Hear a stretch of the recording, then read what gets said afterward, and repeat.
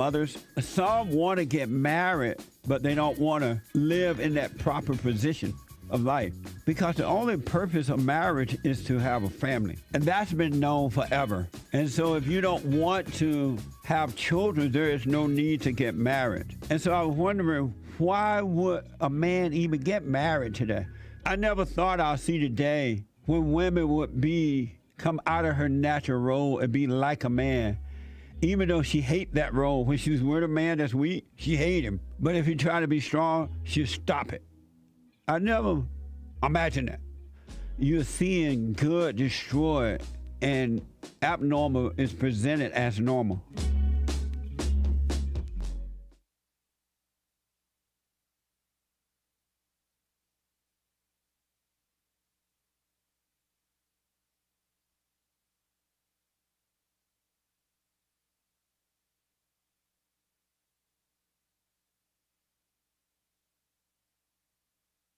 Hey, listen, before I ask my question, I want to thank you so much. The silent prayer, you know, I'm 50 years old. At home, we have a 16-year-old, 14-year-old, and a 10-year-old. And I got to tell you, introducing the silent prayer to my family, instead of just sitting down and saying the same old prayer over and over again before we eat our meal, to just be silent, bringing all thoughts into captivity. Brother, that has been such a huge, huge blessing in our lives. I just want to encourage anyone to try that out. It's amazing to look around after we've done our silent prayer before we eat, to see the excitement in my kids' faces, like, oh yeah, Dad, I had a bunch today. Or the other one will be like, yeah, you know, I had a couple things that I've been thinking about. It really takes root, Jesse, and so I want to thank you so much, and ever since then, it's been absolutely amazing. So thank you so much. You're welcome, Tony. Stay with it, stay with it, stay with it. You're going to know God and his love. It's going to be amazing, man.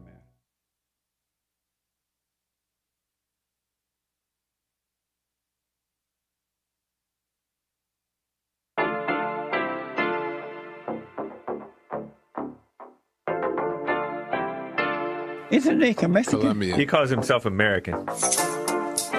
What is this? Anchor Baby. And in this corner, it's the American Anchor Baby. Daddy's home. That's an offensive term. People find that hurtful. You mean it's not politically correct? Excuse me. I'll use the word anchor baby. You know, he's an anchor baby in Canada. Tell him we still rolling with Trump, too. Anchor baby, the whole thing sounds horrific. You're just making it sound like immigrants are these horrific, greedy people. Ustedes pueden aceptar mi negocio o aceptar las consecuencias. Plata o plomo. So you would be considered white, in my opinion. You the blackest one in this room. I think so. And what happened was his mama got pregnant on the other side of the border, and then a few hours before, just before it was time for him to pop out, she jumped across the border and let him fall on American soil. So he became the anchor baby. They don't call him the anchor baby for nothing. Amazing.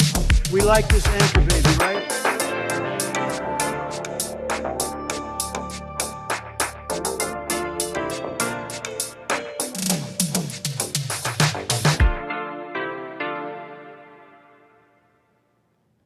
Hello, I'm the American Anchor Baby, and this is my show. How you doing, folks? Thank you for tuning in. About to get going on this fine Monday, and it's an absolute pleasure, truly an absolute pleasure, to be with all of you here today on my stream. Thank you for rolling in from Joel's show. Thank you for that. Very cool. Appreciate you watching the shows. Getting started with the Monday ritual here with American Anchor Baby. I got a bit of a show for you. And we had an amazing flight. It's been a nice weekend, and we're about to rock and roll this week. We're going to go power, okay? Power this Monday and this week. Powerful young 𝒏𝒊𝒂𝒎, powerful young Chris, powerful young Lucky Larry, powerful young Delighted to be here, powerful young Carver, powerful young Pablo, even powerful young Flat Earth Victory. So many powerful and young people in the chat. Energy. Let's go. How you doing, folks? Okay, it's a pleasure to be here, and we had a nice flight. I want to mention that before we get started here. We got some silly stuff to kick it off, but I want to get it. We'll get into something. We'll get into like the news a little bit too. We're gonna surround the bitter pill today with some silliness. I'm feeling a little bitter about the politics today. In that I'm a little bored, but there's some interesting and quite important things going on, especially in these times of conflict that we are living in. What are you doing in these times of conflict to better yourself? Because it doesn't look like your neighbor is going to be waking up. And every time I hear about, oh my God, this person is waking up, I go and I nitpick and I go in and it's shallow stuff, shallow things. How is your life getting better? Anyways, powerful young Richard, welcome. Powerful young Rich. How you doing? Powerful young Frederick. Powerful young Jib Jab. Welcome, welcome. Look, like I said, so we'll swallow the bitter pill today with a little bit of fun, but I got something even about maybe dating. Who wants to get married? Okay, a little something on people here. I think you'll find interesting. We'll get into it all. You can call, of course, 888-775-3773. You want to talk to the anchor baby, jump on the air. Yeah, 888-775-3773. What's up, powerful young Brian? Welcome. Powerful young Terry, welcome. Even you, we love Terry. What's up with everybody? What's going on, folks? Nick even said, even flatters victory. Of course, you're full of power and youth. Why would I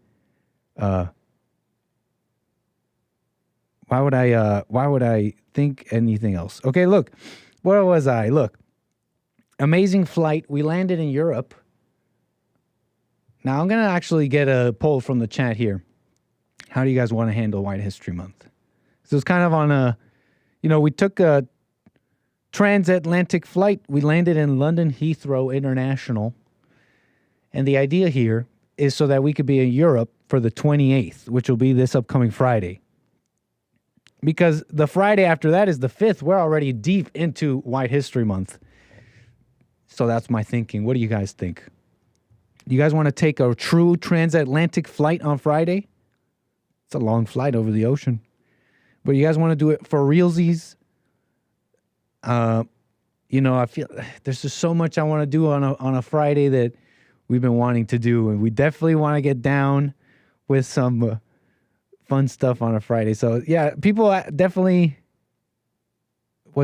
feeling owed, and rightly so. So let me know if how you guys want to handle this White History Month. Are we already in Europe and we're just going to already start our Euro trip this Friday, the 20th? Or are we taking a true transatlantic flight over the ocean and VR chat and all things? Let me know what you guys want to do. Okay. So where were we? Where was we, in fact, is a more proper way of saying that for this upcoming story. We're going to the Bronx for this one. Okay? We're going to the Bronx for this one, New York. And we got AOC and Jamaal Bowman making the news a little bit. Not really. Enough for the anchor baby here. You know Jamaal Bowman a little bit. He's that guy with the data. You got to show it the data. And I don't know why he talks like, I don't know why when he speaks, I get like a King Kai kind of vibe. That's for my DBZ heads in the chat. I get he is like a blubbering mouth. I don't know what it is. Like his mouth is full of, blah, blah. You got to show up the data. Remember when he was talking about gun control and he was, yelling at some Republican, blaming him for the deaths of others, as people love to do, especially in politics. Democrats, they sure love that, but I don't really see much difference between Democrats and Republicans. So anyways, look, he's running for like a re-election, okay?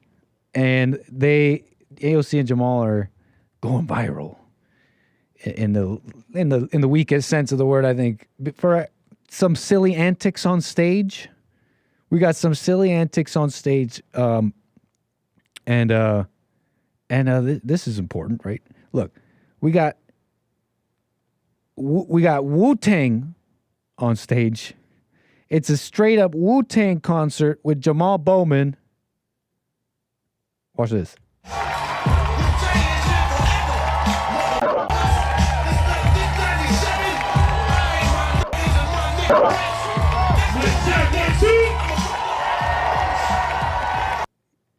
Don't laugh. Don't laugh. It's not even worth cringing for, okay? Don't do it. That's an unchristian thing to do, okay? That was an awkward and silly girly hug to her colleague, okay? Yeah, maybe they look a little silly so far, but okay. Hold on, wait, turn it off. Keep that going. Okay.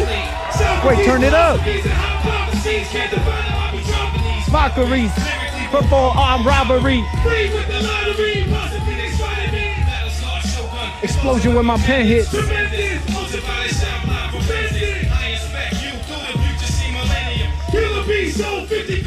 Okay. Thank you, Jamaal Bowman. Boy, is this a re-election thing? What's going on? It's a WuTang concert in the Bronx. You know, don't cringe. Stop with the cringing. Okay, he kind of held it down. He told him to turn it back up. He went almost word for word. That's triumph. WuTang. Let's be real. Like, you want to be like, oh, cringe. Like, that's not gangsta. Jamaal Bowman, you ain't gangsta. I think all the WuTang era gangsters are basically Jamaal Bowman now. Or at least his age, and many have arrived to his conclusions and thinking. I mean, they're basically Democrats. So don't pretend like he ain't gangsta, like as if the old WuTang heads aren't basically Jamaal Bowman nowadays. Okay? Let's stop with the cap, as they say. I my knickers and nickerettes. I'm saying my name. I'm saying my name in a funny way. You had a pang of fear and panic for a moment as I said that, because you've been internally conditioned a fear response when you hear Nick. That's my name, Nick. Okay. I'm referencing the lyrics of this song right at the beginning, and for anybody who is a early Nick stream watcher, we were talking about the Friday show. Early Nick stream vibes. You guys remember I called some of my viewers, my early viewers, I would call them as fans of this new YouTuber. If you remember, the Anchor Baby was a new YouTuber, and I had to think of a name for my fans. You know how these YouTubers do that? And so I thought, Knickers. What's up, my knickers and nickerettes? And I was thinking of this song. In fact, where old dirty dastard, that's not his name. He that's how he starts off the song. My something else though. In fact, I remember I was just a doughy-eyed little early streamer, folks. I was a doughy-eyed first-time YouTuber. I didn't know that I had a competitor whose fans were called knickers as well. I didn't quite know that, okay? See, I wasn't thinking about calling my fans my name, though. I mean, I was practically calling them the N-word, but in a funny way. Because I mean, no hate when I say that, like most of America feels when they say that word. Let's be real, at this point, at these heights. Maybe other words that aren't so popular, maybe most of the time when they say that, it's most likely hateful or something. Not racist, just angry. But the N-word, come on, folks. That's like such common American vernacular at this point. I bet you the overwhelming majority of people saying that, it's a joke, it's fun, it's nothing. They're calling people their friends. What's up, my neighbor? That's just how I feel about it. But early Nick stream vibes, my glizzes and glizzerettes, for those who are in the know and have been following Nick stream ever since. Thank you for that. It's been fun. And we're going to keep it going. I miss being a Nickerette. You can still be a Nickerette. Nickerette gum for Newport smokers. I remember that joke. Early Nick stream vibes. How long have I been doing Nick stream now? I got to maybe look that up. It must be now some years now. You know what I'm saying? So it's been an absolute pleasure to have all you powerful young people with me. And on this Nick stream vibes, I think I need to give you some education. Then we'll get into some real news, okay? We'll do a little bit of politics here. We'll do a little bit of real news. And you can also call me 888-775-3773. A little bit of glizzy education, because it feels like it's been some time. It definitely has been enough time where people are maybe confused. What the heck is a glizzy? Why do you say this word? like we should know what it means. See, normally you would if we had spent more time in a certain world, a certain virtual world. But those that know that sometimes on Fridays I'm a hot dog in the virtual world. And we're in New York, we're in the Bronx, and we're staying in the Bronx for this one. And see, if you don't know, here's a little bit of education on, I guess, masculinity in certain areas of New York. Okay? Namely, men don't eat glizzies. It's a bad move.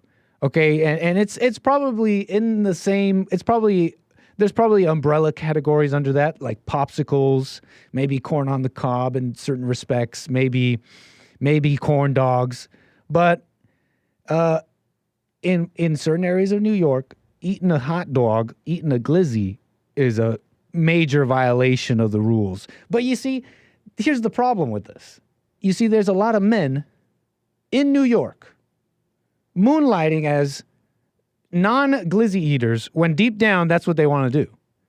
Deep down they want to eat a glizzy, and they are going against everything inside of them, going against what they truly want, and basically lying to the world that they don't want to eat a hot dog. Okay, in fact, they're going so far as to come up with ways around it, loopholes around the you can't eat a hot dog rules.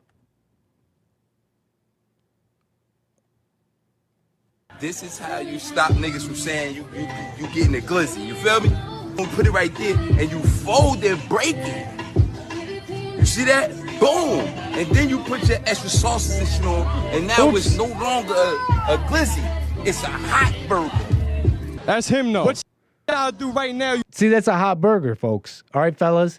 You can eat your hot dogs, and it won't be a violation of man rules. You see somebody eating a glizzy. Hey, yo! I'm very disappointed in you, bro. You eating a glizzy, that's a violation, number one. Number two, you're in violation because you got no beverage. That's even worse. New York! We love New York. And it's a mess. And if you think you think it's okay to eat a hot dog and you're a man, then clearly you're not a man from certain areas of New York, okay? And maybe you should stay away from those areas and the women. Huh? All right, we got educated. We got educated with the glizzies. And that's that. You just got to know that going forward. It's important information going forward in the Nick Stream cinematic universe, okay? So appreciate that. And I do want to segue into politics here. There's something interesting with Ukraine and the anti-Semitism I want to mention. And the right wing here. Here's something if some of you might find interesting. Clearly, maybe you guys don't find hot dogs interesting, okay? Or WuTang interesting. Fine. I understand that. That's okay. So let's talk about war a little bit real quick. Oh, no. So here's what's going on. Looks like a pretty cool videos coming out here. We're talking missiles. We're talking missiles. Okay. Ukraine, this is according to Concerned Citizen. Who knows? Who knows the validity of this video? But according to them, allegedly Ukraine launched Ukraine lunch. Already not very credible, but okay. Ukraine launch U.S. ATACMS missiles into Crimea today. This is after Joe Biden and the West granted Ukraine permissions to strike Russian soil using American weaponry. Okay, actually, that's true. And I'll give you the political article on that. And so this person is saying, you are all witnessing the early days of World War III in real time. Scary stuff, folks. Scary stuff, but it looks so cool. I wish this were a video game, folks. It might be, in fact. I can't confirm it's not. But it looks so cool, right? Awesome. You trying to make me afraid of World War III? So cool. No, that's a joke. Thank you, Jamaal Bowman. And so that's what they're saying. They're sharing the videos today in a in a way of to basically show what was reported basically a month ago. Yeah, practically now a month ago, this was reported where what's being shared today seems to be the videos in relation to this announcement, but allegedly, right? I can't confirm that exact video, but here's the news on that. Like I said, this is from like a month ago. Biden secretly gave Ukraine permission to strike inside Russia with U.S. weapons, a major reversal that will help Ukraine to better defend its second largest city. Okay. The Biden administration quietly gave Ukraine permission to strike inside Russia using U.S. provided weapons, which many are saying is yet another major escalation, okay, of a war, in a war that we're supposedly not in. Depends on who you ask. So what was I saying? 3 U.S. officials, 2 other people familiar with the move said Thursday a major reversal will help Ukraine better defend itself. And you know what I've said about it, about Ukraine in a kind of bird's eye view way of looking at it without too much information, with as much information as I can have, I guess. I've expressed to you the stated goals of U.S. politicians, which is to deplete Russia's military. It's showing what? Number one, that America wants to be more involved in this war with Russia than they say. And number two, that it's not so much a war of sovereignty and against the Hitler of Russia, it's as so much as it is a war of attrition and influence and who owns what and who's the boss of what. Okay? So I've told you my thoughts on that, which it causes me to have apprehension, of course, when our own government talks about war and that their justification for it is all this flowery stuff, all this flowery liberal order stuff. Like, we need to save the world from bigots, racism, and Hitlers of Russia. Now, that's as far as I go with it because I don't know the nitty-gritty details. I don't know about Russia. They got their own problems. I'm not saying that we got to support Russia. I'm not saying anything like that. I'm just kind of telling you my reactions here. And so that's a little bit of the news with Politico. And look, here's basically the point. You know, I'm called. I was about to say I'm called. No. That's interested in at least mentioning the war stuff today because I came across this thread with Glenn Greenwald. Okay, Glenn Greenwald was talking with people on Twitter. He's a journalist. I played some of his stuff when he was talking with Alex Jones in this big debate with the Krassensteins, if you remember, about immigration. So I know him somewhat. You know, I don't know him. You know, I know him somewhat, like his stuff, right? Anyway, he started this conversation about anti-Semitism here on Twitter. And so here's kind of like the point. In these times of conflict, while AOC is dancing it up, yucking it up, and they're re-electing the people who, the Bowmans of the American politics who keep the people angry with calls of racism. And do you have the data? You have the blood of these people on your hands and crap like that. Well, that's going on. There's some major like war stuff happening, okay?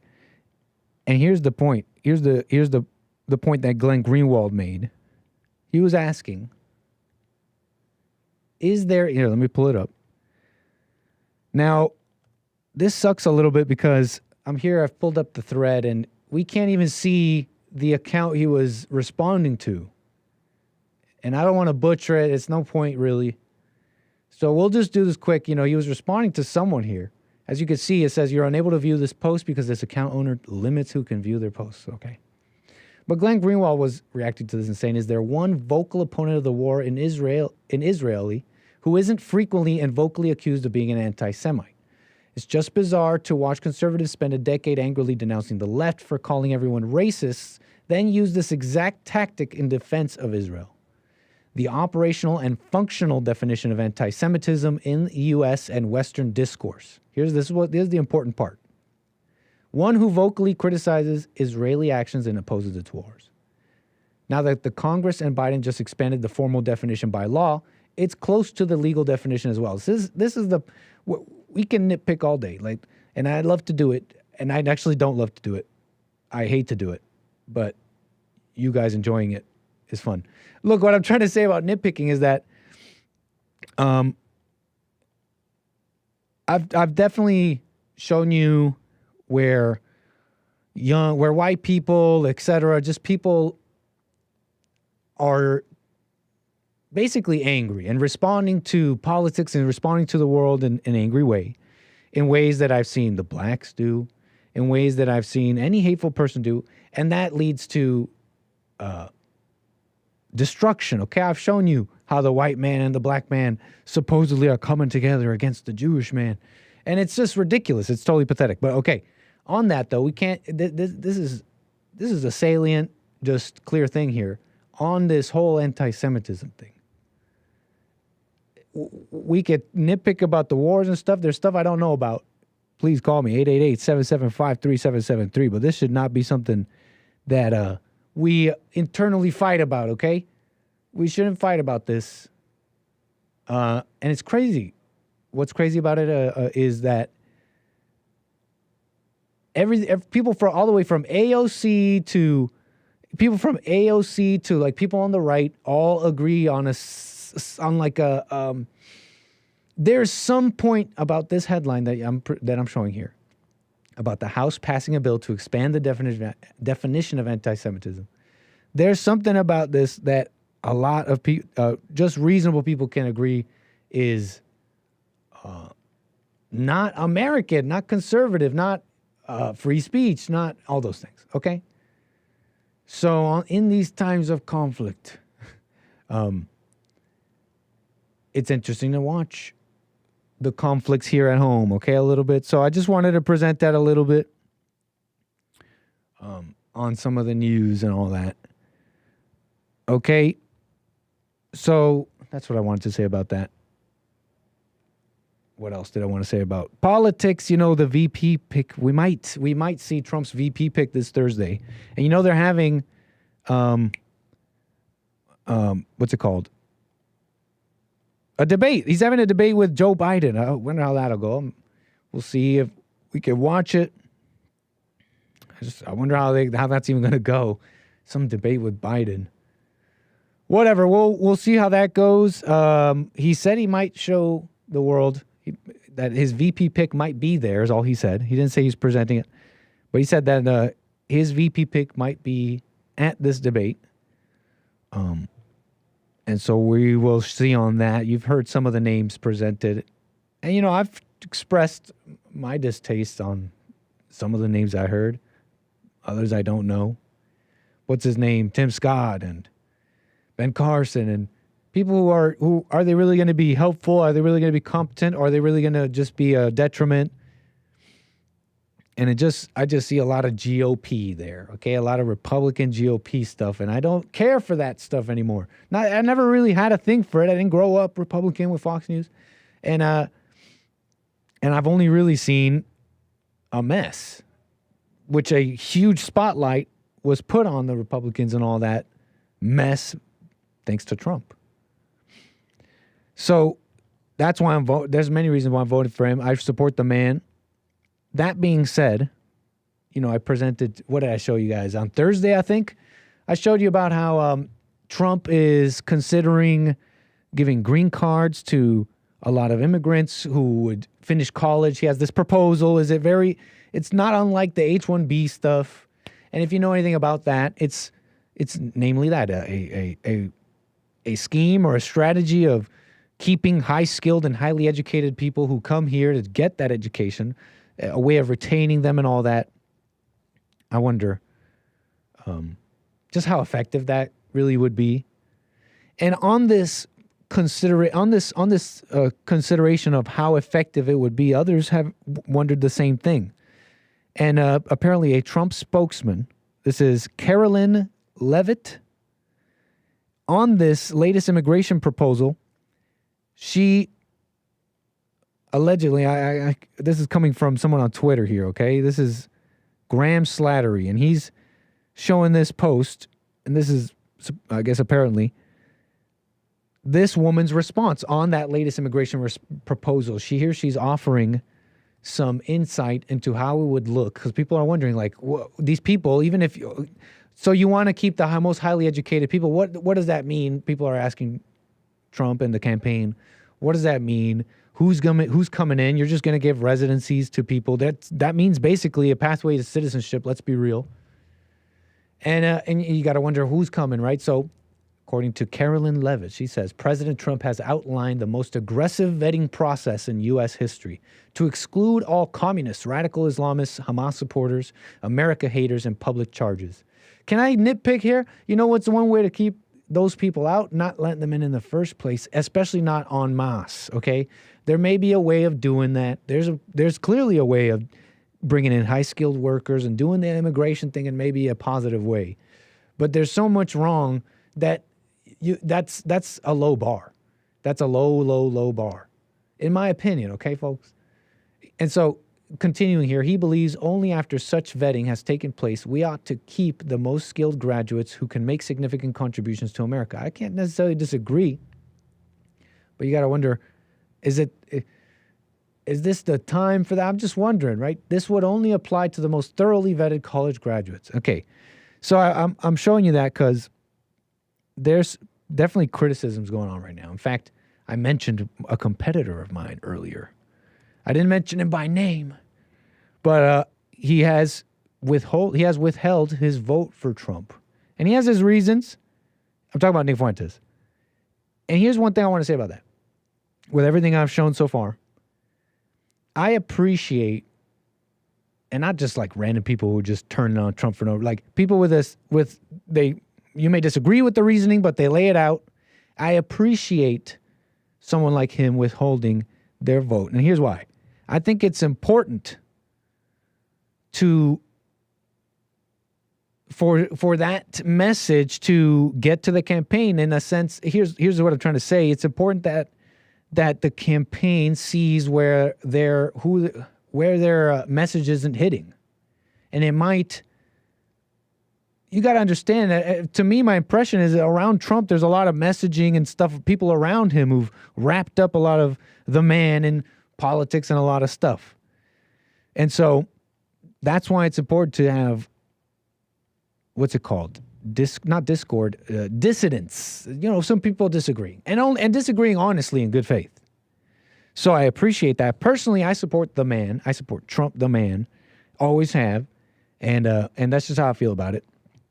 I personally think even if you showed me some not positive things politically or whatever that he said or done lately, I still trust the man, and I think he's still America first, straight up, and on those things. So as much as he's ever shown to be as a person of his age and where he came from and how he grew up, you know, in many ways he's shown America a lot of the next step in a lot of ways, because it's like he's a man. I'd call him God Emperor Trump too, but like I said the other day, I say that knowing that he is our God Emperor brother, and greater things shall you do. Okay? So in many ways, he's shown a lot of people the next step, like internally with their own lives, politically, maybe even what we got to focus on next. So that's how I feel about it. That's why I voted for him and all that. So that's my spiel and my little ramble about politics. Hopefully that made some sense. It's interesting somewhat here. I'm just kind of looking at the right wing a little bit and giving my thoughts here on some nitpicking a little bit. I hate to do it. It pains me to do it. Okay? It pains me to do it. So that's how I feel about it. I support the man. What else about this? You get the point about dissidents, right? It's just there's a concept about it. I think it was I forget what I was reading, but it was something called, I believe, the 12th man or the 13th man or something like that. And it was some old rule in old like monarchies. This is so general now that I'm going to have to look it up and actually find out for you. But that it was some rule that in the courts of old kings, we'll leave it at that, they would require having an odd guy out who would always disagree, who would always bring up disagreements and just disagree with the main thing with the express purpose to refine and refine and grow. Okay?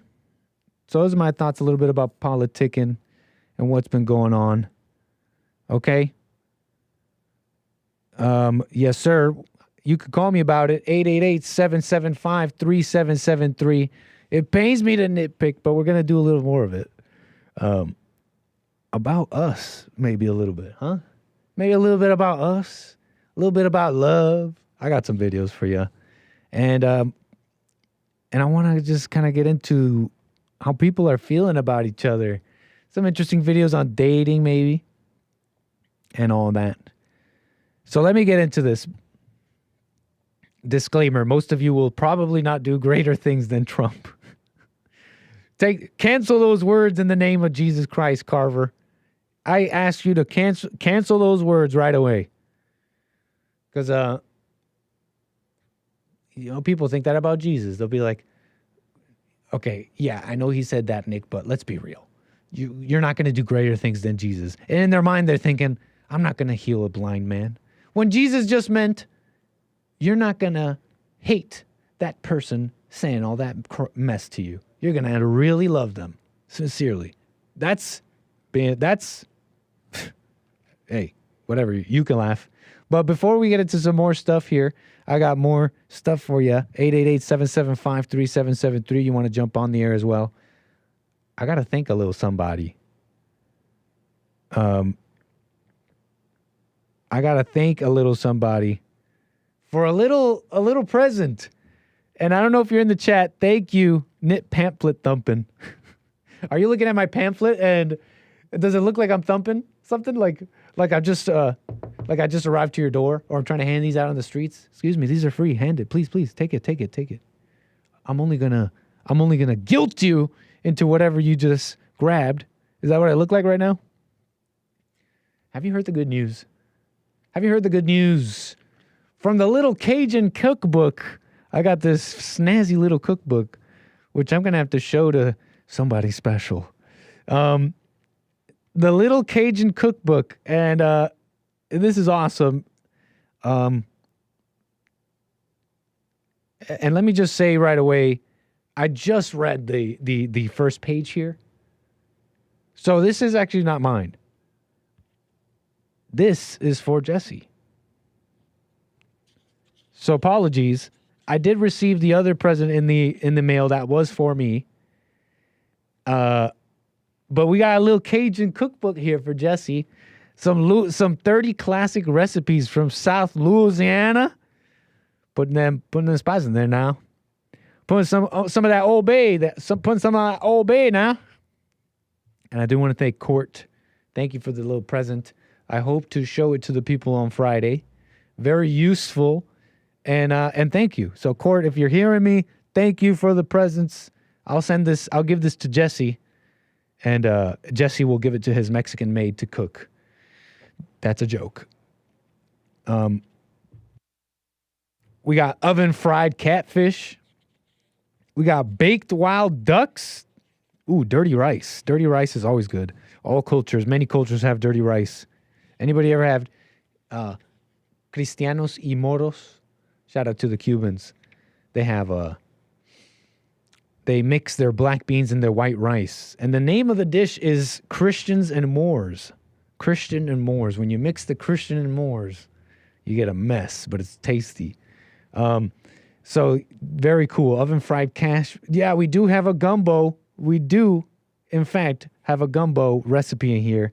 Bro Bridge Secret Gumbo. And there's, in fact, a note here. There's a note here about the gumbo. I'm going to read it out, Court. It says, real Cajun gumbo has no tomatoes in it. Use at your own risk. That's amazing, Court. This is an amazing little book. Okay. So appreciate that. Yeah, the Moors are the black beans. And the Christians are the white rice. Don't get mad at me. Don't get mad at me. Ask the Cubans about that one. Okay, I also see a recipe for fried. Is this, wait, am I seeing? I saw fried, I think I just saw fried oysters. Yep, fried oysters. Okay, folks, chat. Is this degenerate? Is this degenerate? Would oysters enjoyers, would you see a fried oyster and think that is like sacrilege or something wrong happened? I don't know how to feel about that. I would definitely try one, obviously. But I personally don't know how to feel about that. Let me know in the chat. Fried oysters, unclean food, says Flea Market Floppy Disk. That's funny. Obviously, I would eat one. I'm just wondering if, in terms of, is it sacrilege? Is it like putting pineapple on a pizza? You know what I mean? I'm sure it's delicious. But is it a sin? Sin is delicious. Sin can be very tasty, like pineapple on a pizza. But is it a sin is all I'm asking. I'm sure it's delicious. Seafood is nasty. That's funny, modern gentleman. Okay. Let's keep it moving here. We got more show for you. And you know what, folks? You got to feel better about yourself. It's time to feel better about ourselves here. And okay, fine. Let me explain. You may have heard, well, it's a bond network is telling me that feelings are evil. And so that doesn't make sense, Nick. But you know what's funny about that? To the people who say that, because I've heard it before. Then why are you so okay with feeling bad? Oh, but the feelings are bad, right, Nick? And then you go right back to feeling bad. And you're just sitting around waiting to feel good? So you're no different than you were before? So wait, hold on. What are we doing here? Are we learning? Are we working on ourselves? And so I kind of want to nitpick a little bit and maybe lend some insight on this. And kind of something I put into my words. Because I'm not telling you feelings are good. But we're going to do some inner work here and understand what we're saying here, okay? Look, I'm talking about it's time to drop these negative feelings about yourself, okay? It's time to stop. It's time to feel good about ourselves. Here's what I mean. I think it's going to take some videos. It's going to take some videos to get into this segment here. But you got to understand me here. I'm not telling you feelings are good. Be emotional. I'm not telling you to lie to yourself. I'm telling you to drop these negative emotions about yourself. Because I hear it. You're like, okay, Nick, I'm going to watch my thoughts. I heard Jesse tell me to watch my thoughts, that emotions are evil, that anger makes me a woman. So I'm not going to listen to you. I'm not going to feel better about myself until I know that I know that I know. I hear it now. I hear it now. And then what do you do right after that? You go right back to feeling bad about yourself. That's what you go with. So here's what we'll do. I see calls coming in. Thank you. 888-775-3773. A little patience. We're going to get into some videos. We're going to kick it off with a little video here. Appreciate the patience. We'll get to calls here. I started this segment. I'm going to finish it. Dating. Here's how we'll kick it off. How do I put this? How do I put this? It's time to feel better about ourselves. Okay? See, what I think what a lot of people don't know is that you really do deserve everything you get. That you are a magnet to whatever you really want. You're a magnet to the things that tickle your desires and thrills. And whatever you say about it, and whatever you think and want about it, doesn't change how you feel about it. And how you feel about it is what's attracting everything in your life. Everything. And here's the crazy thing about it, is that you want it that way. You see, the hungry man on the streets is not hungry because he has no food. He's hungry because he wants to be. Okay? So that's important here. So we got those things, those words in our minds. Let's get into this first video here. And remember what the anchor baby was thinking when he saw them. My first date rules that I think you should implement. Number one, never No, have not them this pick one. you up on Not this one, not this one, not this one, not this one. Not yet. a first date. Have you ever met Not yet. This one. One of my favorite moves to tell a guy when he was cutting things off with me is, glad you said something. I didn't want to hurt your feelings. Like, for example, if someone texted you and was like, hey, like, I just think we're better as friends, well, you know, like, or I don't, like, see this going wherever. Oh, I'm so glad you said something. I didn't want to hurt your feelings. Roasted. Roasted. Boom, roasted. Boom, roasted. I didn't want to hurt his feelings. So that's just a cute thing. So ladies, if he ever breaks up with you, you can always win. You could still win. Don't worry, you could still win if you just tell him, oh, that's what I was going to say to you anyways. And that's on the surface. It's like, you don't need the anchor baby here to explain to you. For the anybody maybe not, look, there's a lot of adult children, so shout out to you. This is for you. We're learning here. But, you know, a lot of people can see that clear on the surface. You're a hurt individual. You're a hurt individual, and you want to hurt so that you can win. You want to put that out because you want to win because you're really hurt. See, a lot of people don't think this simply, so we're going to start it off real simple.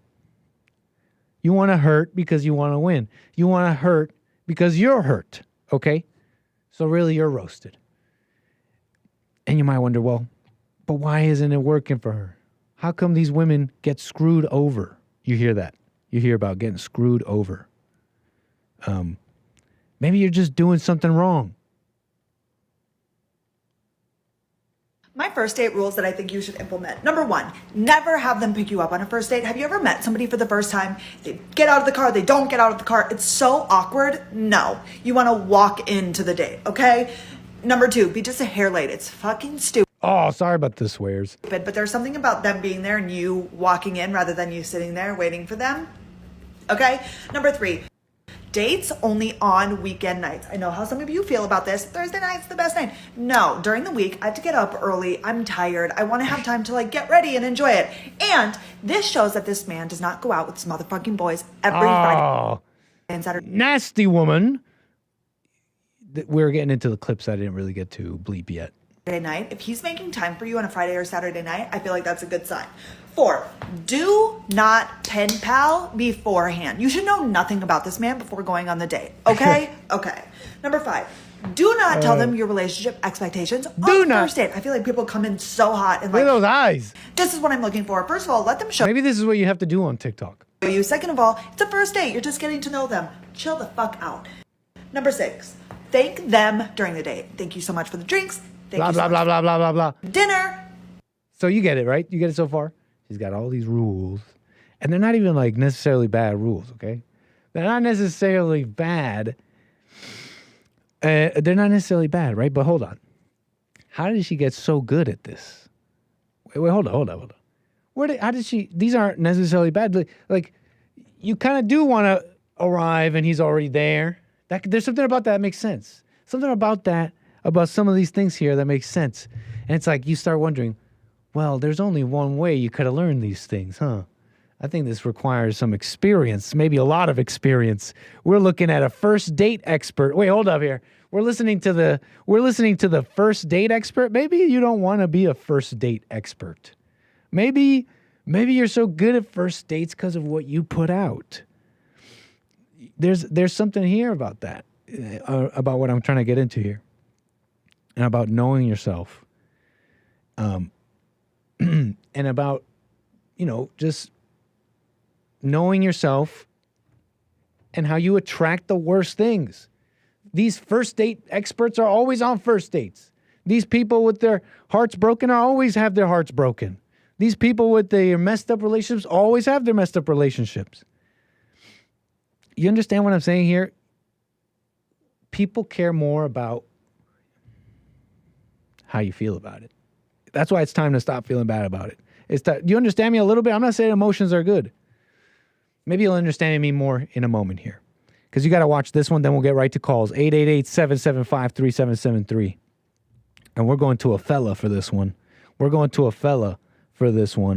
Let's watch dating over 40. Over 40 and dating. What's that like? So I got a girl's number. Waited a few days before I texted her. She was happy to hear from me. And made plans to go out.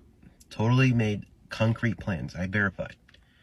Something to the effect of, I'm available, can't wait. 7:30 Friday night. We were going to get pizza, some outside place. You know, I like pizza. I like to try new pizza places, so that'll be fun. So I didn't text her Wednesday. I didn't text her Thursday. We're adults, right? I don't know her. I probably would have blown it anyway. My sarcasm doesn't come across too well in text. So Friday morning, I texted her, happy Friday. She hearted it. To me, everything was good. So I'm on the way to the restaurant, running a little bit behind, just like 5-10 minutes behind. But I wanted to be polite and say, hey, I'm running a little bit late. If you get there before me, grab an outside table. Her response was, are you kidding? I'm like, bitch, I could have not said anything and been late and you never would have got mad at me. And then she said, we'll have to reschedule. And I was like, we did say 7:30. I'm literally going to be 8 minutes late. I mean, right? That's not terrible. And she's like, no, you didn't confirm with me this morning. You didn't text me at all during the week. I was like, I didn't say this to her. I'm thinking to myself, I don't think we're supposed to confirm a second time if we already confirmed the first time. I responded to her, I do what I say. And that was all I said. And she hasn't responded yet. But I enjoyed the pizza. It was a good pizza. It was good, and I enjoyed it, and I sat by myself and ate it, and I had a great time. What sucks is I wanted to go to the gym, but I didn't go to the gym, so I'll go tomorrow morning. Anyways, am I the a-hole for not confirming?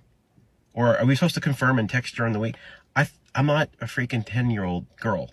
I don't text during the week. I have a life and business and work and all that other stuff I have going on. Are we supposed to text? I don't think so. Are we supposed to confirm?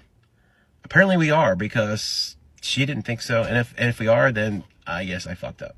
But anyways. So clearly, the anchor baby, okay, the rest of the clips, I mean, it's Wild Wild West on this Monday, okay? The sun is up, but we're swearing, okay? Sorry, folks.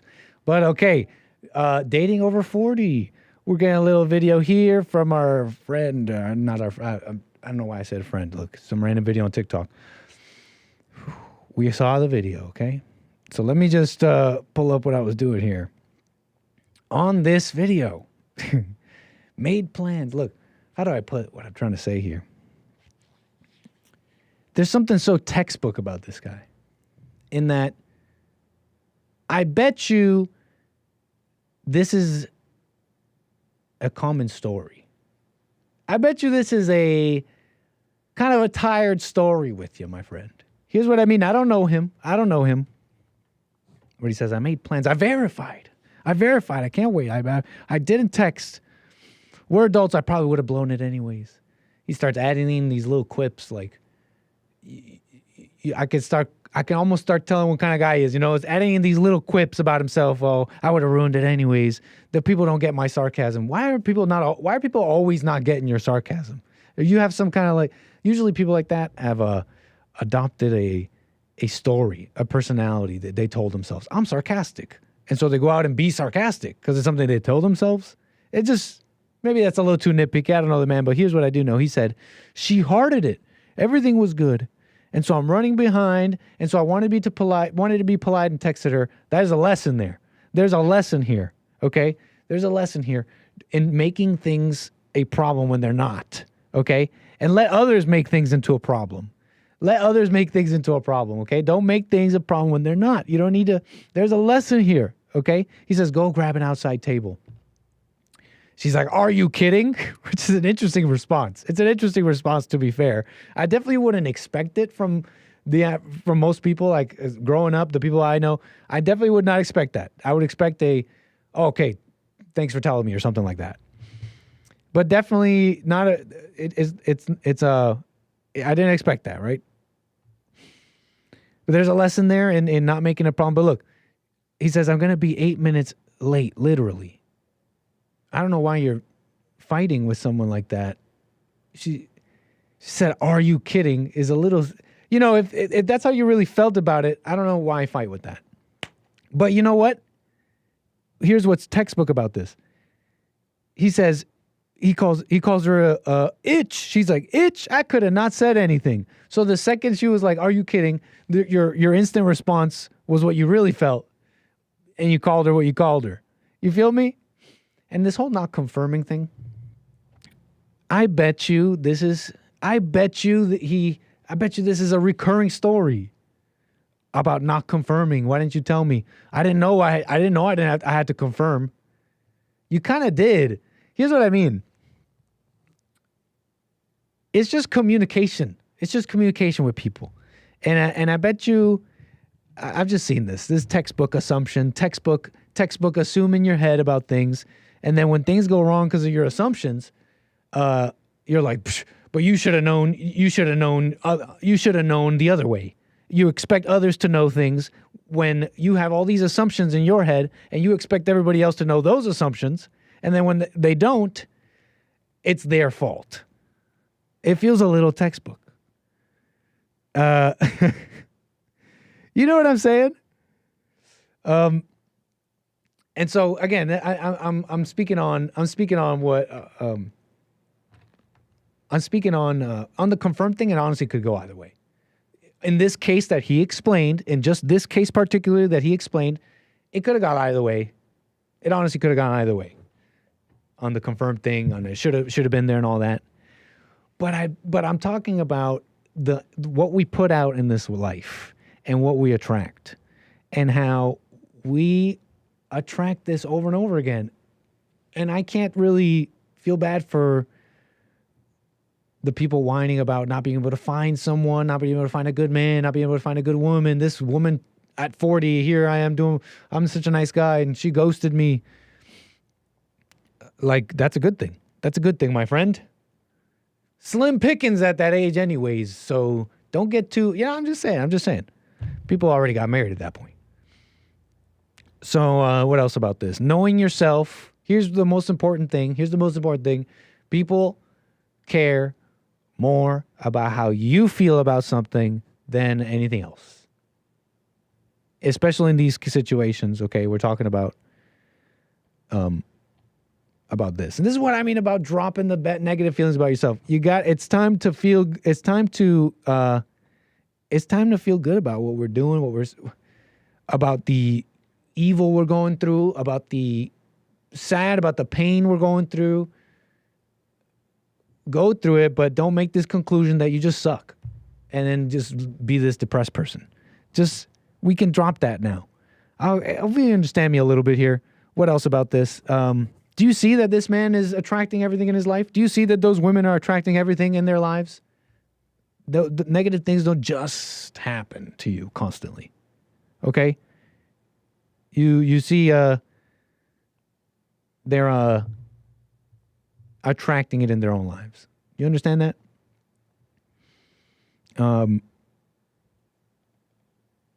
What else here?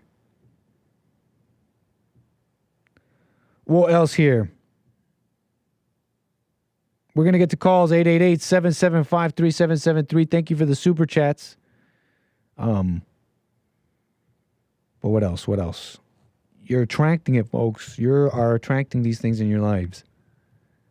You want it, okay? The hungry man is hungry not because he does not have food, but because he wants to be. Okay? Let's get to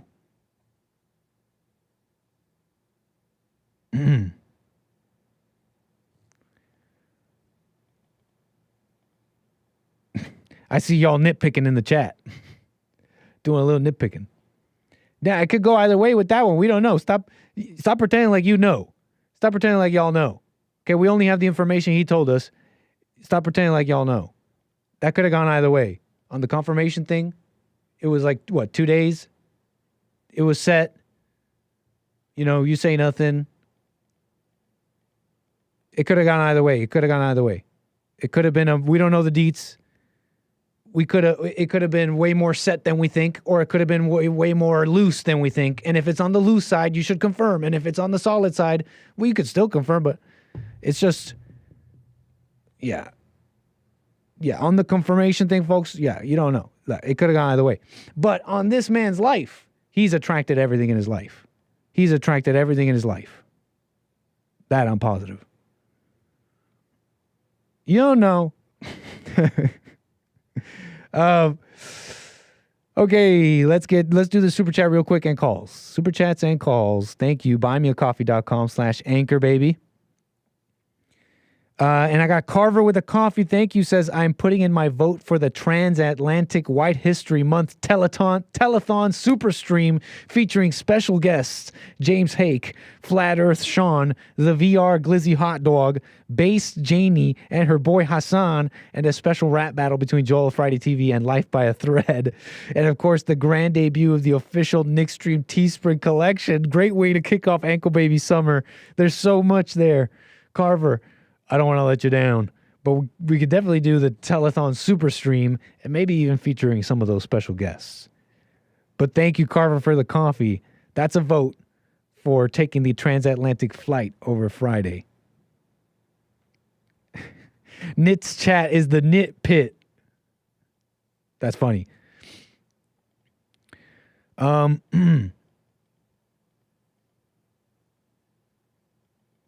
Okay, what else? So that's the super chats from there. We got super chats on YouTube. Thank you for that. We got Harmony. Thank you for the support. Thank you for the generosity. Harmony with the super chat. Very nice. How you doing? Rumble.com/American Anchor Baby. How you doing? DLive.tv/Gorgonzola. Very nice. Very nice.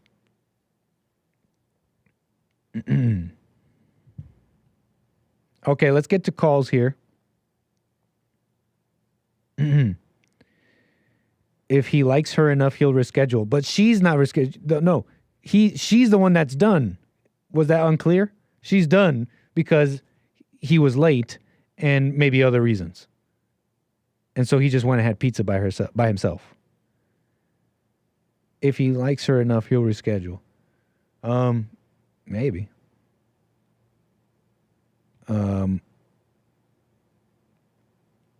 What else? Okay, let's move on from that. I feel like I'm getting this temptation and jump in the nit pit and nitpick this story further. But you guys get my thoughts on it. Y'all can nitpick away. I'm moving on, folks. Let's get to calls. We got Mark out of Los Angeles on the air. Appreciate your patience on the air. Go ahead. Yeah, thanks, Nick. I first want to apologize for what I said to you last week when you were monitoring Ake's calls. I was a little angry because it took so long to get on. Oh, yeah. I almost forgot about that. Yeah, well, I'm not like that. I was just a little angry because I had waited so long and I got 1 minute. With Krushan Don. But that said, that's apology accepted, sir.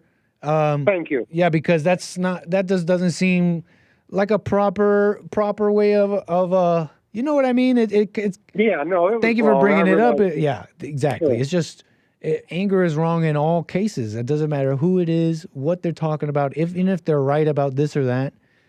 It sounds like you understand that at least somewhat.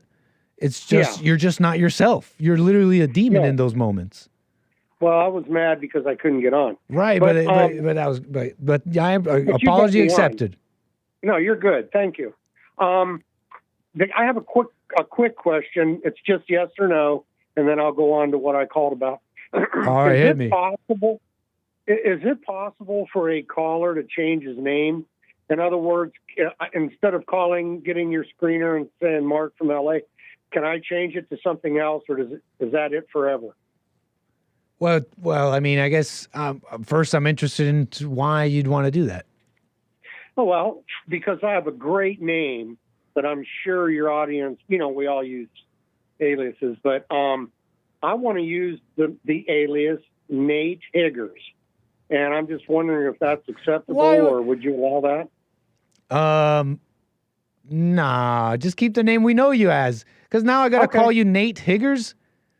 Well, that's just hey, Nate Higgers, what do you think about this? And Nate, hey, Nate, generally, to be honest with you, we don't actually allow aliases to call. Maybe I'm a little bit more loose on my show. Maybe you've seen that on my show or James' show. Normally, we ask people to give their names. If it's a screen name, we normally wouldn't care. But when it's we used to, for example, we used to have this super chatter. He would super chat the Jesse Lee Peterson show under that name. So, and we'd chuckle, we'd give it a little laugh, haha, Nate Higgers. If you flip the two letters around, it's offensive and all that. And we didn't give it too much of attention, like it was so evil, and we let the super chats fly. But in this particular case, Mark, I don't see the point. It would sound weird me calling you, hey, what's up, Nate Higgers? What do you think about this? Well, and like I already know you as Mark. Why would you want to call yourself that anyways? Are you trying to offend people with that, or are you just making a joke? No, it would offend all the right people, and I guess that's why I wanted to do it. All the basically all the evil ones that are listening. It's meant for their ears, but that's fine. I kind of get you, man. But hold up, do you consider that a? Let me ask you this: do you think that is a? What's the strategy there? Number one, what's the motivation there besides, is it just wanting to offend, and why is it, and number two, when you say offend all the right people, who are the right people and what is the purpose of this offense? Well, first of all the right people are the white haters that listen to the show. I want them to not like me. I want them to be offended. So that's the motivation. But if you don't want me to do it, of course, I'm not going to. Appreciate that. We'll stick with Mark. Any no further reasons? Any other reasons why you'd want to offend all the right people, as you put it? Yeah, because I think it's hilarious. Because okay. I think it's hilarious. For fun, for a thrill. Right. You got it. Okay, that's that, and I won't do it. Thank you for that. Can I nitpick further on this? I'll let you get on. Don't worry, I'll let you get on with what you want to talk about. I can't help but nitpick on this, sir. On this offense and what I mean, you said it's just for fun, it's just for a thrill. You're just trying to get a rise out of people, right? And you're not thinking in some way this will convince them or further the truth or further understanding. You simply simply want to turn them off. And no, some people are so evil and so filled with hatred for the white race. I don't care how much they hate me. I just want them to know there are people that are wise to what they're trying to do here. Wait, but hold on. And that might be true. Yeah. That they're wise to what they're trying to do. True. But hold on. I got to nitpick even further. You just said, I don't care if they hate me. But Mark, but Mark, with what you're telling me, with this desire to be Nate Higgers and with desire to offend as many people as possible, or he's the right people. You're telling me you're essentially telling me you actually do care about people hating you and you want them to hate you. You in fact do care a lot. Well, you're saying you don't care, but it's actually the opposite. If they really hated me over those words, they can just tune out. True. I know you don't want to. But you're going a step further is what I'm nitpicking on. Because I agree. If they're going to hate you for just saying how you feel, what you're thinking, things that are not even, I heard you say on the hate report, some things that some things you say about race should not even offend people. I got to say, on us, I can't think of most of them, but yeah, most of the things I remember you saying, I don't think it should be offensive. I absolutely agree with that. But you're going a step further. You're trying to offend and bring it out of people. So you see, if I may nitpick, it's not that you don't care, you do care. As far as I'm concerned, all the white haters can just tune out. But they don't have to listen to anything. No, but I just heard you say, as far as you're concerned, you want the white haters to tune in and hear you and hate you for it. So you're talking out of both sides of your mouth. No. I'm not telling them to tune out. I say that's a choice or an option they have. But if it offends them, I'm not going to feel bad about it. Fair enough, man. I agree with that, but you can't. It just seems a little bit like stolen valor. Like you're not allowed to sit back and be like, well, if they're just going to be offended, because that's something someone who doesn't care would say. That's someone who doesn't care what they think about them would say. But from what you've told me in this call, it sounds like you do care because you want them to hate you. You want to take on a name that would cause this and others. It's just a little unfair for you to speak like that when that's something what someone who doesn't care would say. You understand? Well, basically, I don't. Okay. I mean, I don't care about their feelings. They don't care about ours. And I'll But tell go ahead. you why. I can't. Go ahead. You said and why? I was going to say last week in the comment section on the Hate Show, that is, we were talking about this little 3-year-old boy that was stabbed to death by a white-hating negress in Ohio. Wow. And in the comments, I'm not going to say the person's name. He gets way too much airtime as it is. But the clown said that he tried to blame the white mother for not being there when her son was being murdered. I mean, he's blaming the victim. And that gets me more angry than... And what did he blame? What did he say about the victim? Nate Eggers. Pardon? What did he say about the victim? Oh, he was trying to tell the people in the comment section that we shouldn't be completely angry at the killer. We should be blaming the mother of the victim because she wasn't there to protect him. That's insane. I forget the story a bit. Was the mother there with the child when she got stabbed? Well, what happened was they were in a store somewhere in Ohio, and this black woman saw them. Yeah. They exited the store, and this psychopath, this white-hating demon, ran up from behind and just started stabbing the kid. The mother didn't have a chance to try to stop it. But let's blame Whitey. Let's blame the white person because it'll take the guilt off of us. I was just trying to understand what that commenter was saying because it made it sound like the mother wasn't even there. But no, she was just unaware. Unaware, correct. But they have to change things to take the heat off of one of their brethren. Well, let me ask you. Okay, go on. Sorry. Go ahead, Mark.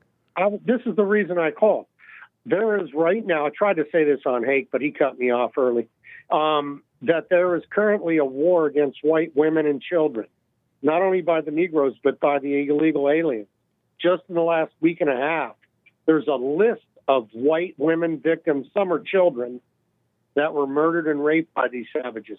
They caught a couple of them from Ecuador. They actually showed on TV where they showed the kidnapping. And then after they were done with her, they threw her body in a creek. Beautiful little girl. And, of course, you heard, I can't think of all the names, but you heard of the woman that had 5 children. I don't know, was it Virginia or in the Carolinas? And she was killed by a Salvadoran madman. Yeah. And they're coming over by the millions, and they're attacking our women and children. Yep. This is an attack on the white race. And a full-on invasion, man. It's designed to be that way. Pardon? It's an invasion. It's many things. It's all horrible. Yeah, but we can't take our eyes off of who the victims are. And why not? Because the media wants us to forget about them. They want to push them down the memory hole. But is that what this commenter was doing though? Is the commenter the media, and is this commenter the media trying to hide black crime? Is that what this commenter was? I think, or did you just assume that? I know who the individual is. But is this individual really the media? And is this individual really going along with the media lies about black crime and trying to blame Whitey like that? No. What we're talking about here. The commentator from last week was specifically speaking of the little white boy that was stabbed to death over in Ohio. Okay, that's not the media. That's one clown. But it shows the depth of the hatred these people have for our race.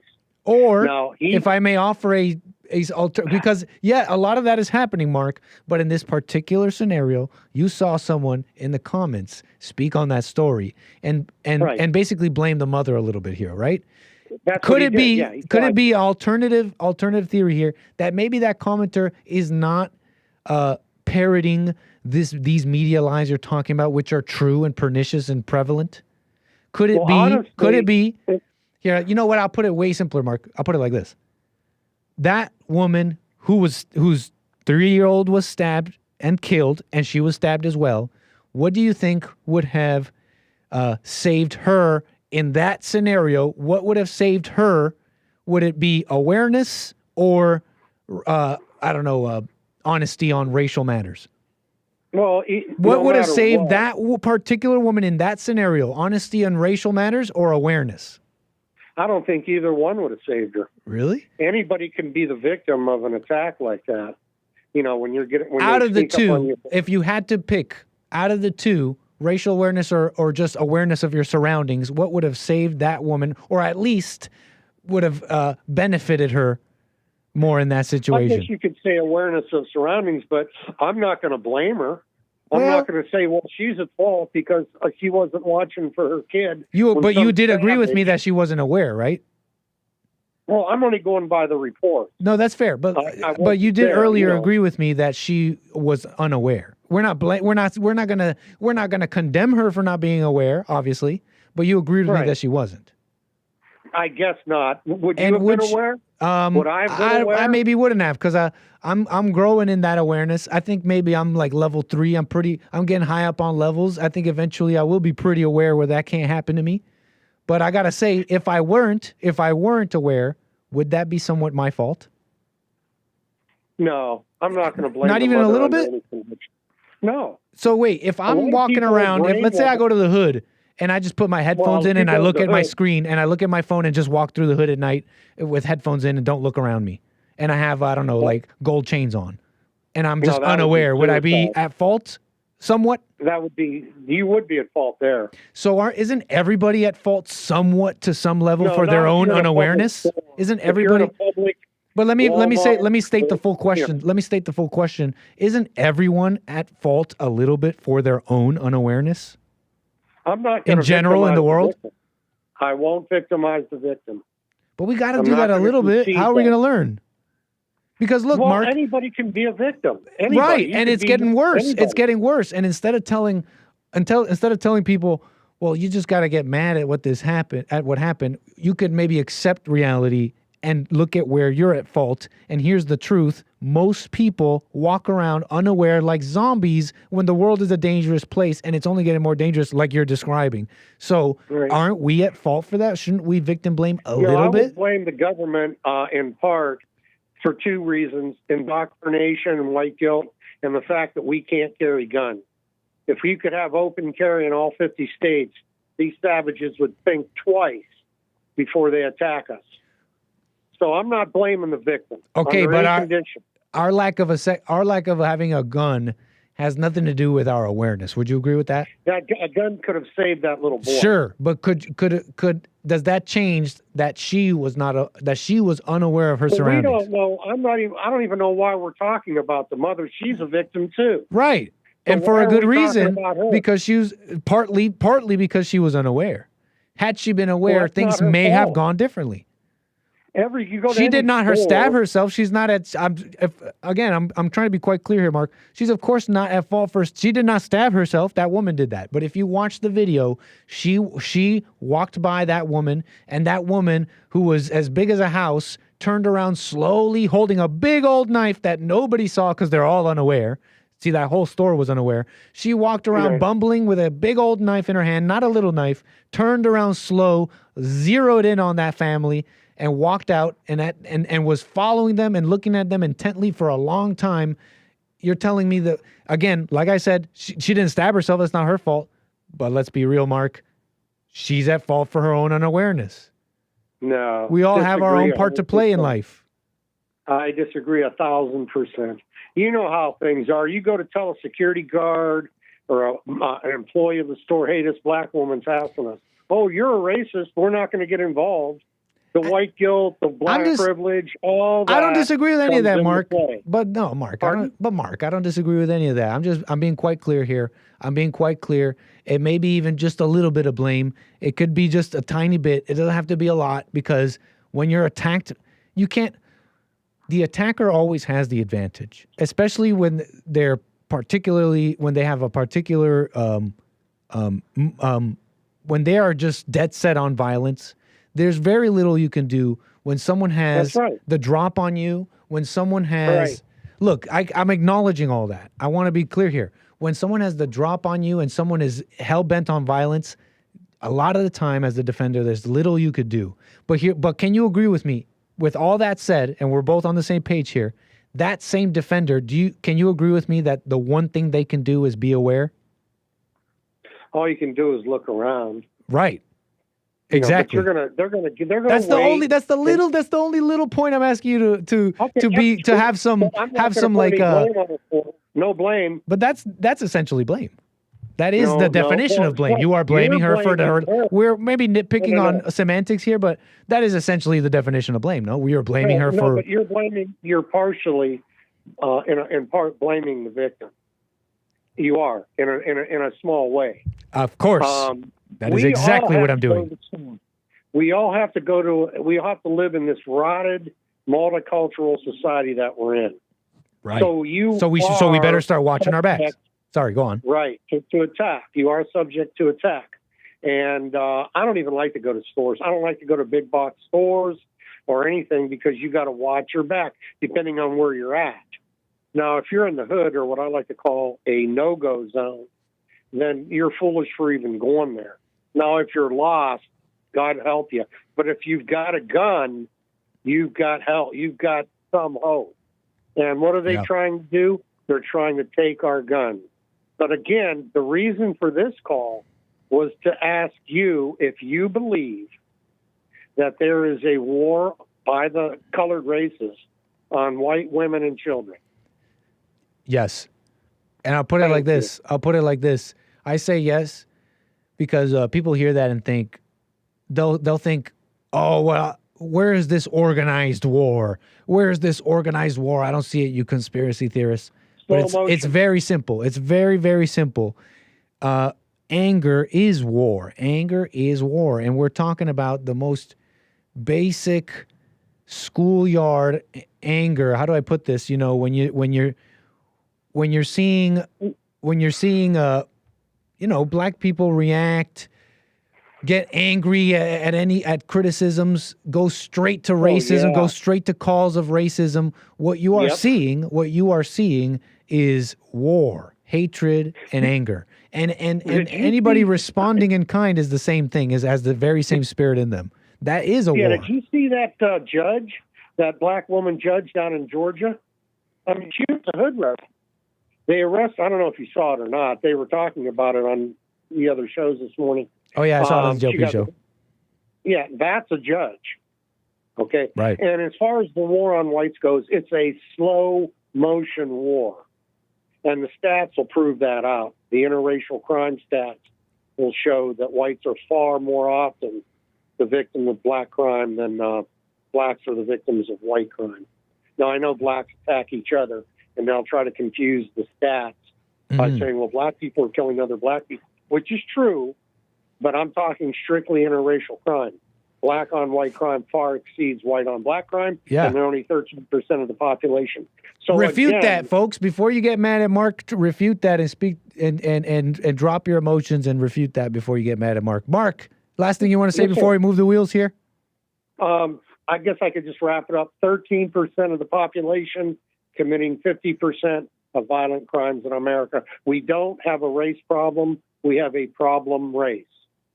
Thank you, Mark. Call me again. God bless. Thank you. 888-775-3773. Problem race. Don't judge Mark. Don't get mad at him. He's got like I don't know, maybe he's got what's it called? You know, this anger thing maybe or something. I don't know the man too much. But don't judge him.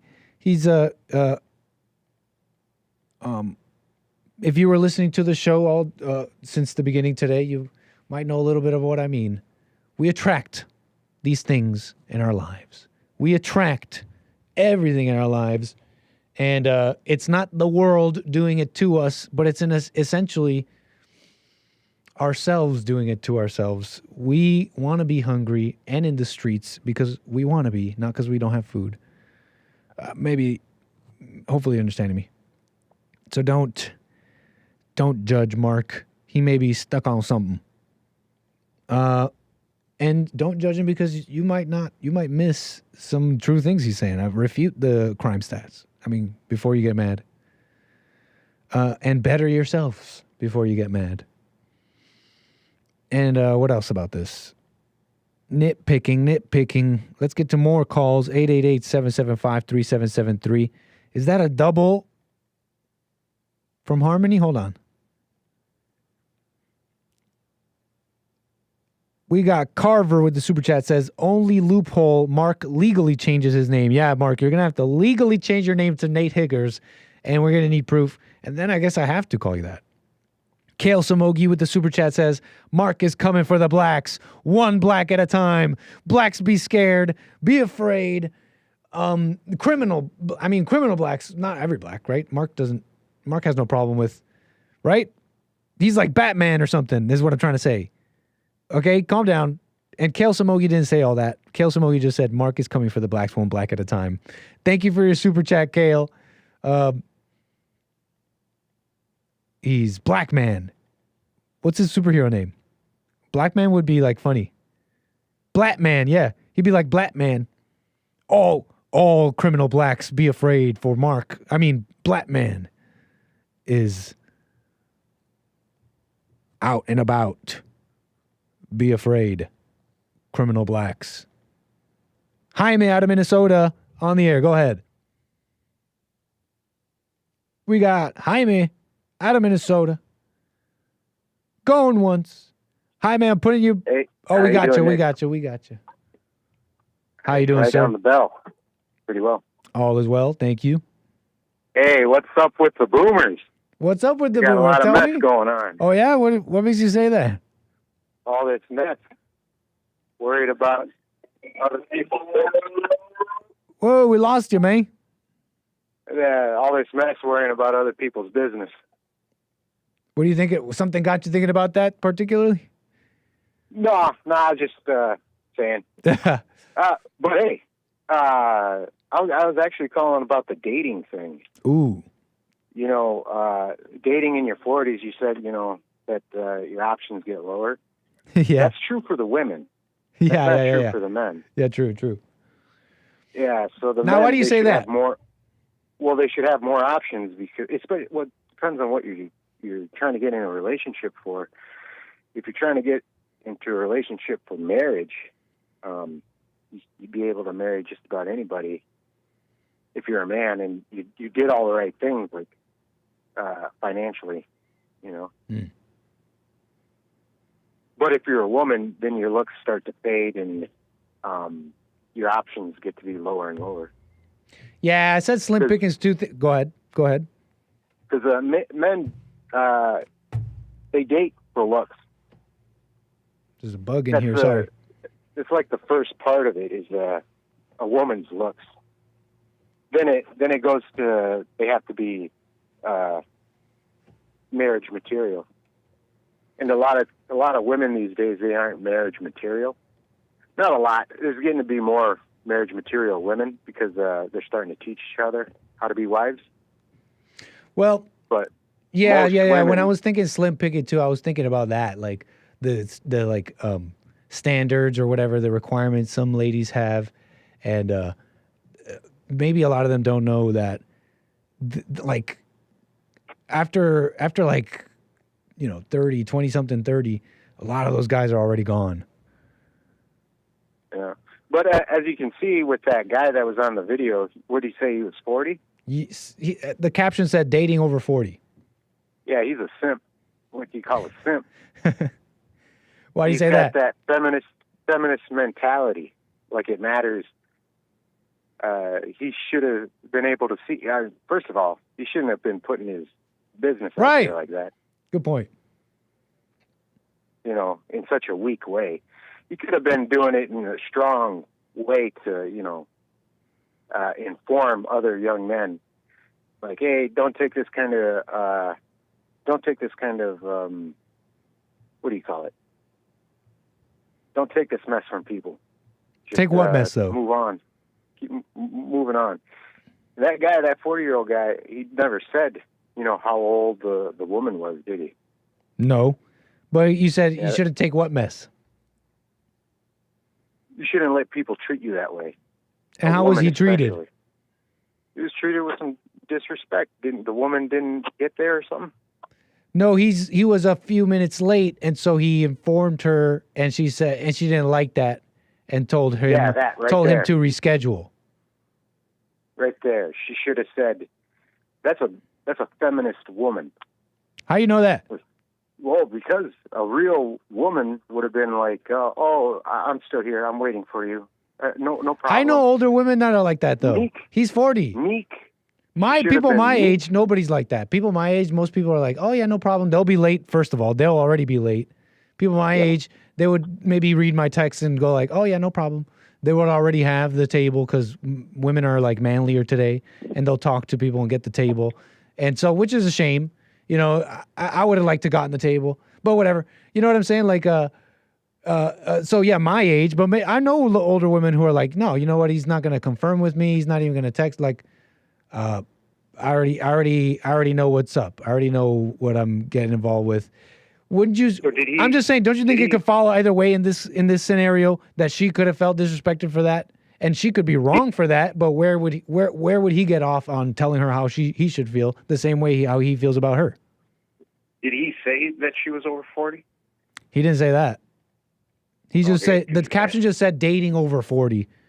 So it could very well have been an older woman. Huh?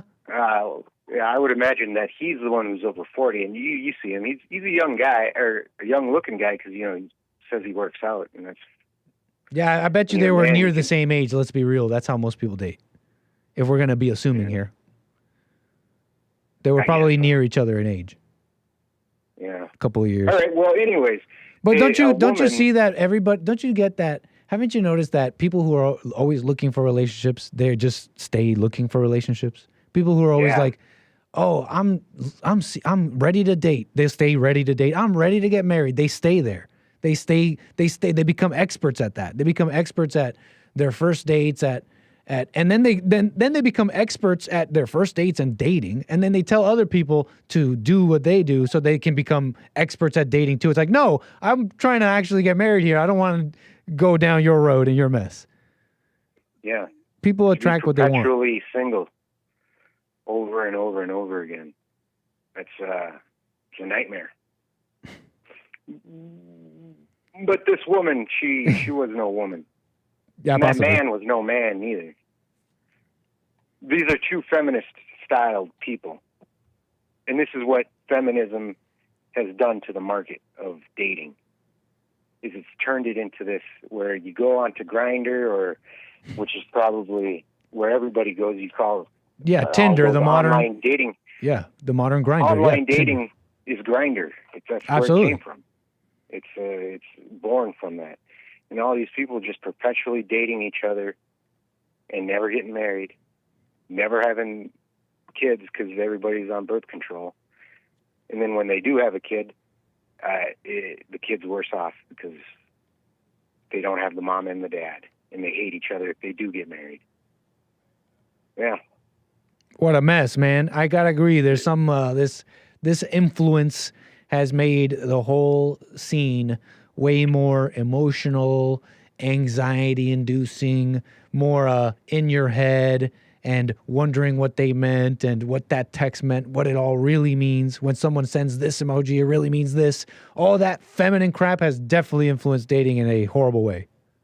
Yeah, this last time when I was dating, I dated to get married. And I dated, I think, 4 different women. And a lot of the women that I would text with, they just wanted to keep texting, so I just said, hey, forget it. And then I'd meet them right away and say, hey, let's go for a walk or let's go get some coffee to see if we like each other. You know? Right. And then after that, I'd either not go on a second date or do go on a second date, but I just kept going. I didn't make a TikTok video about, oh, this woman did this, or, you know, how to handle this. No. That's dumb. Interesting, man. Yeah, interesting stuff. Thank you for that. So, when are you going to get married? I'll let y'all know. Well, hurry up. Time's wasted. How do you know? You're not God. But I hear you, sir. We'll repopulate. I mean, not repopulate. Make good babies. I'll let you know, sir. Okay, be good. Thank you, man. Call me again. Bye. Ooh, gotta click. What was I gonna say? I forget. Let's get to more calls. What was I gonna say? Dating. You know, you're putting out way more than you think. You put out way more than you even know. And people are picking up on way more than you realize because you don't even know what you're putting out. But here is, oh, there it is. There's the bug. It was on my neck. Whatever it is, whatever just bit me, whatever CIA bug just bit me, you got me. My DNA is being changed. All right. You got me. You injected the RNA in me. Okay, you got me. You disconnected me from the tree of life. Okay. My soul will never reach paradise. You got me, CIA. I don't know what just bit me, but whatever. Let's see. Where was I? On dating. Who cares? You get it. You get it, folks. You're putting out way more than you think. And people are picking up on that. Nit bugging. I got the bug flu. I got AIDS now. Or maybe I'll be Spider-Man. Hate got him with a poison blow dart. That is funny stuff. Let's get to more calls here. We got Brian out of North Carolina on the air. Go ahead. Hey, Nick. How you doing, sir? Man? All is well. Nice. I'm doing well, too. You need some Nicoderm. I need some Nicoderm right now. Stat. We love puns. We love wordplay. We love puns. I love it. Hey, man, I was just sitting here listening to the show, and your show is just like it's like a Nick picking focus group. Thank you. You know, it pains me, but I love it. I think sometimes a little bit of nitpicking needs to be done. Thank you. Thank you. But not too much. It don't take too much to get where you need to go. Thank you. Somebody gets it. But I totally agree with what you just said. People are picking up. People are seeing things. You're showing a lot more than what you think you see. Everybody, and this goes for everybody. Yeah. And just to go with I called in with an example, but just to get quick to it, with your point of people getting what they want. When it comes to when it comes to dating, period, what I'm starting to see now is that the reason people are complaining and you see these things, people talk about problems with dating and all this stuff and blah, blah, blah, whatever, it's just because people that are dating still think that they're equal, meaning the men haven't overcome the women. Go on. That's just period where all the problems start from. And it's funny because they don't want to overcome. So when people go out and they date and you have problems while you're dating, it's because you're out of order. And men have to be above women, even when it comes to dating. Prime example, that video you just played where the guy didn't confirm within the days of whatever. Mm-hmm. If I was an employer, I'm going to use the analogy anyway. If I was an employer and I booked a person to be interviewed on a certain day, and we decided on a time and a place, and that time came days later, and that person, and I notified that person that I would just need a few more minutes before I would meet with them, and they informed me that they weren't going to come because they were upset that I didn't confirm with yesterday about the interview. Mm-hmm. Is that a person that I want to work for me? Is that a person that I want to hire? And if it is, then that's what you want. You want that hell. You want that mess. And for you to complain about what you want is just wicked. Interesting. Yeah, man. Because let's say that's how. No, go on. I don't want to cut you off, but I wanted to respond. Well, just one more thing about that. The fact the guy even said that he texted her something like "Happy Friday." Yeah. Some mess like that. Come on, man. I mean, he's telling on himself right there. Yeah. You are the one. You are her. Thank you. It's two of y'all together. You are her. Thank People you. That saying, the caller, I forget his name. I think his name was Jaime. The caller before that said, "Oh, she was being disrespectful." You're just like her. Yeah, I think you're absolutely right, man. I think you're actually hitting it here. Don't let me cut you like off. Her. On this particular, yeah, I think you're all the same. Because just to sidetrack just for a second go ahead. about because Mark called and you were telling everybody not to judge Mark. Nobody should be judging Mark because all of y'all are two hoops and a holler away from being Mark, and Mark is just like one hoop and a holler away from hell, even though he's already in it. But y'all shouldn't be. Nobody should be judging Mark, and I'm not judging anybody. I'm not judging anybody when I say this, but this is what it is. Yeah. It's just you guys are out of order. You're just out of order. And you need to go forgive. Otherwise, everybody is complaining about this stuff. That's what they want. That is what you choose to do. Yeah. Yep. Yeah. And you notice when he calls her a bitch and he turns around and he's like, it's like he's just like if she's the type to in her head was thinking it was if she was assuming all sorts of things and then he came at her and was like 5 minutes late and she didn't get what she expected and overreacted and she's wrong for that, then he really is the same as her. Right. He really is the way you're describing. That's why that hit when you said that. Because he really, if he's gonna think that of her, then he's doing the same because he's assuming things with the texts. I thought we were adults, she put a heart. She put a heart on that, man. Right. He gave a heart all this meaning. He's really, I was trying to express some of what you're saying in that, I feel like I've met many men like this and it's just textbook scenario and it seems like their life is always like this. After a certain amount of time, you got to start wondering, how come it always keeps happening to you, man? Maybe there's a problem with you. People don't see themselves, though. That's why it keeps happening. Nobody sees themselves. And everybody's blaming somebody else for being disrespectful or inconsiderate. Yeah. Or something that they thought they needed them to be. Yeah. Because if she was really the one, if she really showed herself not to be someone that you want to be with, and she really slighted you, and this really was a disrespect and all that, and you weren't wrong, and you knew yourself. Let's say you really knew yourself, because you can know yourself. And you knew yourself. When you know yourself, you know where you're coming at it. You know where you're coming from in situations. So it could very well be, this is why I say it could fall either way. It could be that he knew himself, and he really did not disrespect. He really had his P's and Q's checked. Let's say it was like that. Then this is a beautiful situation. You know what she's about. You would only need to make a video about it, and you would never feel offended because you know where you're coming from.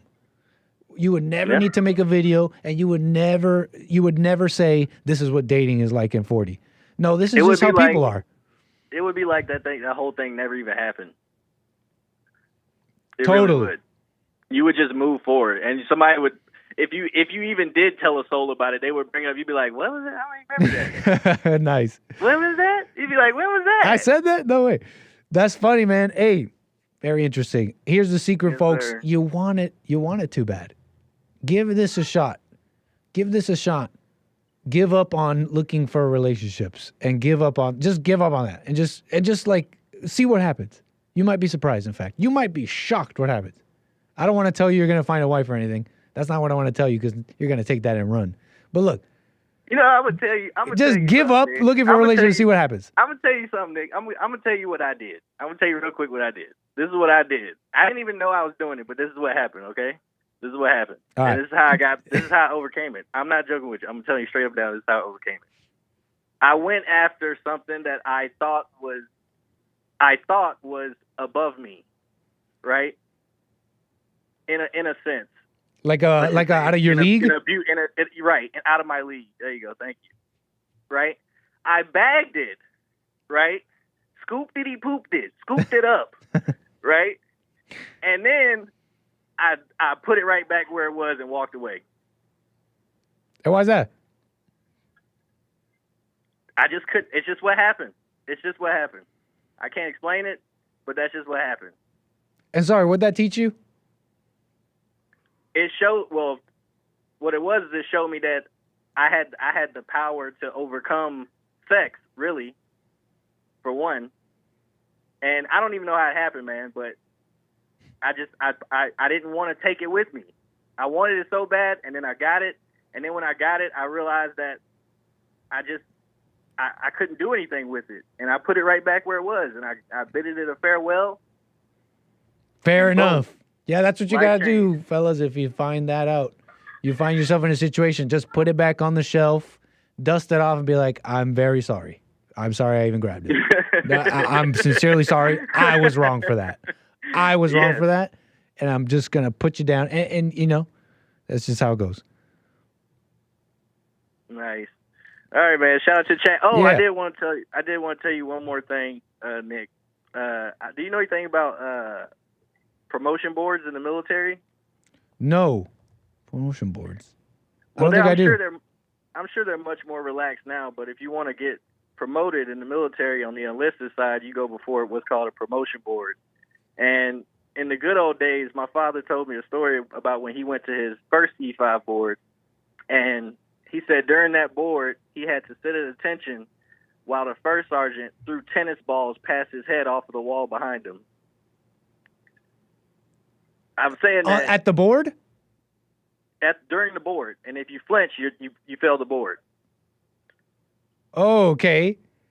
Can you imagine that? You're sitting at attention in a chair with a board of 7 members in front of you, and a first sergeant is whistling a tennis ball past your face.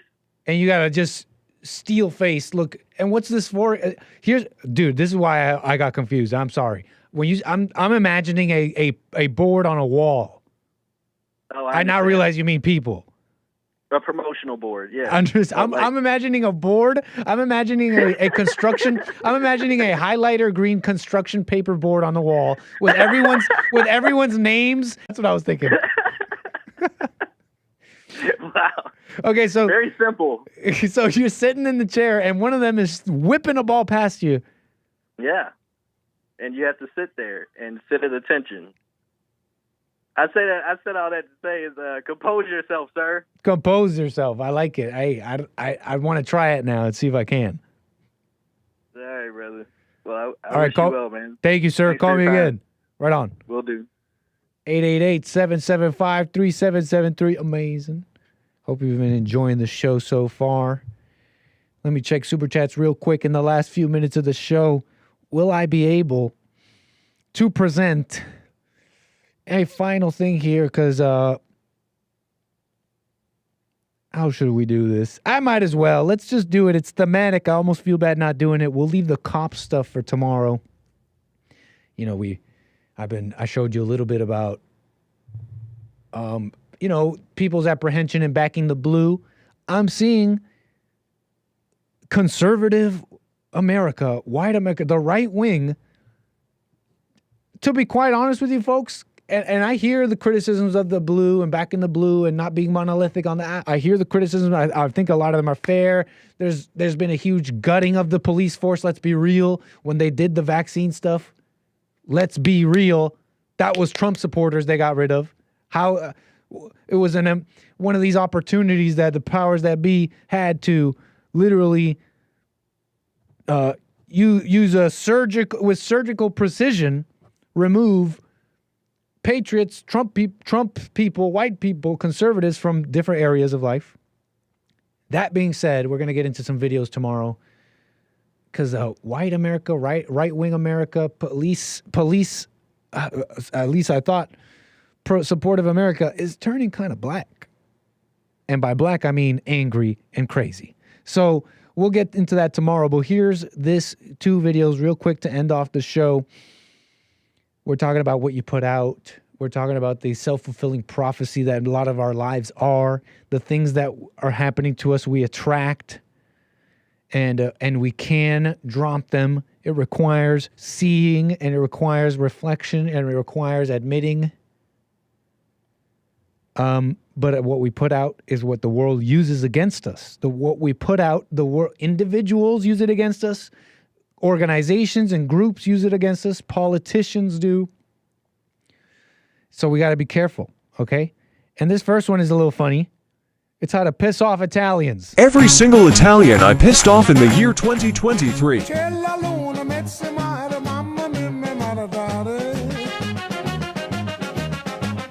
He's putting ice cubes. He's putting water in his espresso. He's breaking pasta with his hands. It's absolute sacrilege. I mean, I wonder if some of these are staged, but I do know I have it on good authority that the Council of Italian Nonnas would definitely deliberate you serving jail time for some of these things you are witnessing. Cutting the spaghetti with his scissors.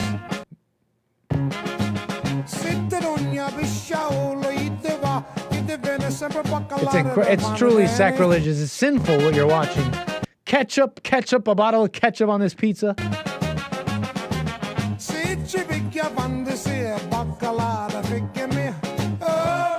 He throws the ketchup. This guy, he's not going to do it. Not in my restaurante. Putting ice in the wine. You cannot do this. No. You cannot do this. Mama dear, come over here and see who's looking in my window. Eating a pizza like a taco. Very funny stuff, okay? It's very funny, haha. Okay, funny stuff. We're, getting to go to the Italians here, okay? But the Italians, don't you know Italians? Don't you know that the people the only reason this is even becoming a viral thing on TikTok is because of these reactions? Look at your face. Mava. Ma che figli. Like, you look at your face, you're like, you look at this crazy face. You're thinking, yeah, you're opening yourself up for pranks, my friend. A foreigner in your own country. People don't look at me as... This is a half Japanese, half black girl. You feel like a foreigner in your own country. People don't look at me as Japanese. I never really feel like I fit in Japan, even though I grew up. I was born, grew up, raised in Tokyo, but that's just the story of my life. Did you have any negative experiences? Sometimes taxi driver in Tokyo, they're kind of mean. This taxi driver guy. Born and raised in Tokyo, but isn't that funny? She speaks a little black. She's like this. Or is that just Japanese? Because I've heard a lot of Japanese try and speak English. We're gonna let go. We're gonna drop that one because I think it's quite possible. Actually, that might be just normal Japanese people trying to speak English. This was telling my friend. ちょっとこいつにちゃんと日本語教えとけ. Yeah, like teach this punk Japanese. And I was like, dang. Okay. That's some racism though. And I'll show you this video real quick just to end the show. What you put out is what you attract. It truly is. Even in this situation where you might think, but Nick, but what about this one? This is a particular one. You love nitpicking, right, Nick? You love nitpicking. Isn't this one of those times where Nick? But she's being discriminated. She's being discriminated for a race. Yeah. But what you put out is what you get. What you put out is what you get, and you attract it with your spirit, even in this case, especially in this case. You see, she's almost destined for this. She's almost destined to be in conflict with, the Japanese because of her circumstance, the way she grew up. By definition, just being mixed like that kind of sets you apart in a way. And it's in those cases that the parents have a responsibility to truly teach love. Like in all cases, parents already have to do that. But don't you understand how in this case, what lacked here was love and understanding from the parents. Knowing that they were about to make a mixed child. Knowing what they were doing, knowing how the world is, instead of trying to change the world so badly, you don't understand that that's a source of conflict. Instead of trying to change the world, you got to, in a sense, accept it. And that'll bring a peace. And it'll also be like your only chance to actually affecting the world in a way that you want, in a positive way. It'll be really your only chance, and you won't even know how that would be. But this wanting to change the world is the source of so much conflict. And then you can even bring that to yourself, this wanting to change yourself so badly, without an inability to accept the truth that your mom or dad was Japanese, your mom or dad was black, that the world doesn't like different things, they're tribalistic and judgmental, But they're also easy to win over when you feel right about yourself, when you have that confidence, when you're just powerful and young and people can't deny that. People can't help but love people like that. And that's just the world. And to call it racism, she's almost destined because of all this, because of how the ego is and her surroundings. She's almost destined to hate. And isn't that a sad commentary? But she doesn't have to. And none of us have to. And we don't have to change the world. We could accept it and be free. And you will have even a chance to affect the world in a positive way. Isn't that an amazing thing? Isn't that true, though? Tell me where I'm wrong. Ain't that just true? Amazing. All right, folks, that's the show. Let's see here. What else do I want to say about this? No, stop. Stop. Kendrick Lamar, I'm not trying to play you. I think that's that, folks. That's the show. Let's see what else. Yeah, you're putting it out there, folks. What you get is what you want. Copyright. It's okay. I don't even monetize these anymore. All right, folks. That's it for me. See you tomorrow for more American Anchor Baby at noon Pacific time. Appreciate the super chats, the support. That's everything, I think. Just doing a double check, a triple check. All right, y'all. Truly a pleasure. Take care. See you tomorrow for our Country Western Tuesday Hake Report, Joel Friday TV, and more Anchor Baby at 12. Bye.